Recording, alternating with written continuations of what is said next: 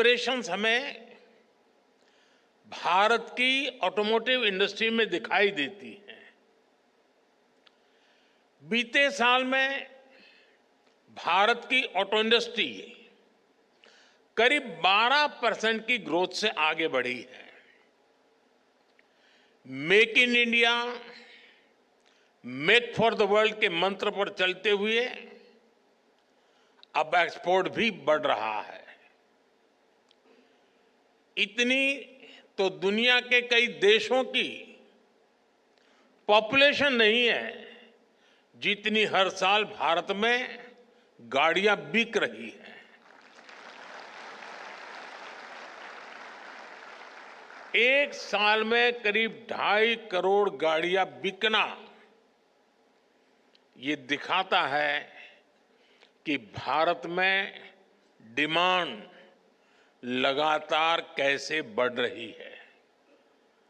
ये दिखाता है कि जब मोबिलिटी के फ्यूचर की बात आती है तो भारत को क्यों इतनी उम्मीदों के साथ देखा जा रहा है। साथियों, भारत आज दुनिया की 5वीं बड़ी इकोनॉमी है और पैसेंजर व्हीकल मार्केट के रूप में देखें तो हम दुनिया में नंबर 3 पर है। आप कल्पना कीजिए कि जब भारत दुनिया की टॉप 3 इकोनॉमी में शामिल होगा तब हमारा ऑटो मार्केट कहां होगा।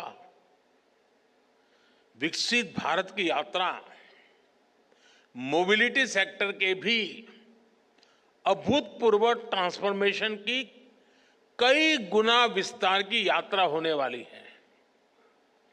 भारत में मोबिलिटी के फ्यूचर को ड्राइव करने वाले कई फैक्टर्स हैं, जैसे भारत की सबसे बड़ी युवा आबादी, मिडिल क्लास का लगातार बढ़ता दायरा, तेजी से होता अर्बनाइजेशन, भारत में बन रहा आधुनिक इंफ्रास्ट्रक्चर, मेक इन इंडिया से अफोर्डेबल व्हीकल, ये सारे फैक्टर्स भारत में ऑटो सेक्टर की ग्रोथ को पुश करने वाले हैं, नई ताकत देने वाले हैं।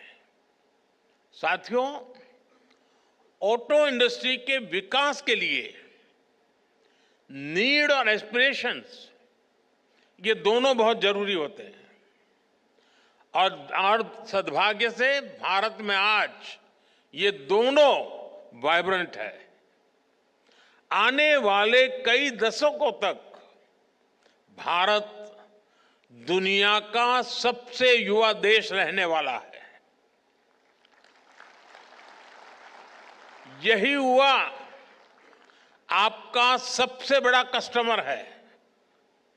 इतना बड़ा युवा वर्ग कितनी बड़ी डिमांड क्रिएट करेगा, इसका अनुमान आप भली भांति लगा सकते हैं।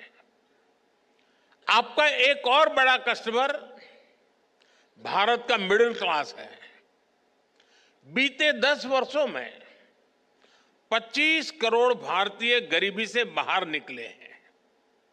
ये न्यू मिडिल क्लास अपना पहला व्हीकल ले रहा है।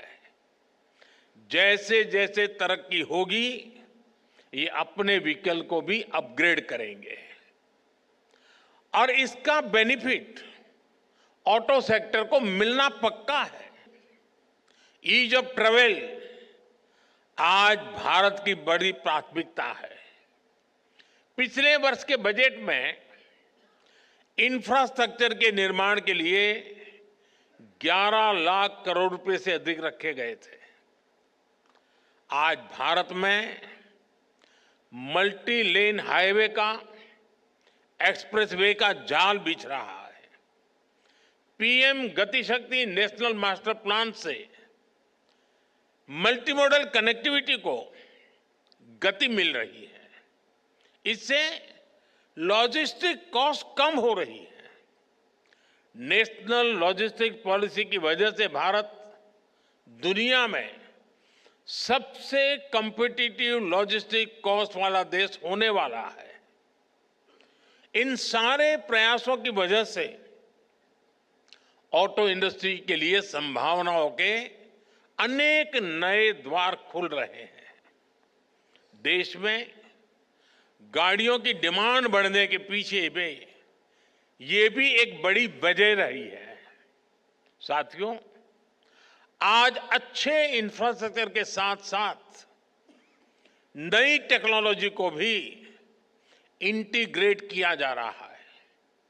फास्टैग से भारत में ड्राइविंग एक्सपीरियंस काफी आसान हुआ है।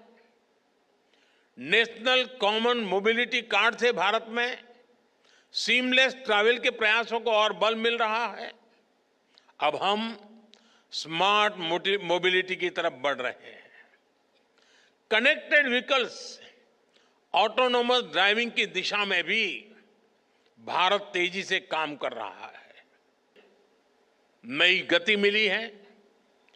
पीएलआई स्कीम ने 2.25 लाख करोड़ रुपए से अधिक की सेल में मदद की है। इस स्कीम से ही इस सेक्टर में 1.5 लाख से ज्यादा डायरेक्ट जॉब क्रिएट हुए हैं। आप जानते हैं, आप अपने सेक्टर में तो जॉब्स क्रिएट करते ही हैं, इसका दूसरे सेक्टर्स में भी मल्टीप्लायर इफेक्ट होता है। बड़ी संख्या में ऑटो पार्ट्स हमारा एमएसएमई सेक्टर बनाता है। जब ऑटो सेक्टर बढ़ता है तो एमएसएमईज, लॉजिस्टिक्स, टूर और ट्रांसपोर्ट, इन सभी सेक्टर में भी नई जॉब्स अपने आप बढ़ने लग जाती है।